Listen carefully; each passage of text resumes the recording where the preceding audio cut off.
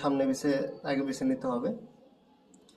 আর এই রিমোটে কোনো rechargeable battery নেই, এখানে 3টি পেন্সিল ব্যাটারি করা হয়েছে আর কি। যাই হোক, রিমোট তো ওই রকম লেভেলের চার্জ খায় না, সেজন্য এই পেন্সিল ব্যাটারি মোটামুটি অনেকদিন চলে যাবে আশা করা যায়।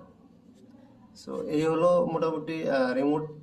সো তো চলুন আপনাদের লাইভ দেখানো যাক কীভাবে ড্রোনটি ফ্লাই করে। চেষ্টা করবো আর কি।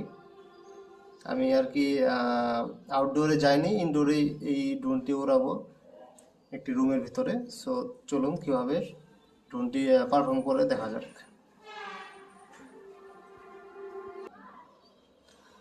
তো ড্রোনটি এখন ফ্লাই করব, বাট প্রথমে ড্রোনটির ডাইরেকশনটা আমাকে বুঝতে হবে, নাহলে কন্ট্রোলিং করা কঠিন হয়ে যাবে। সো ড্রোনটির যে লাইটিং পার্ট আছে সেটি হলো আর কি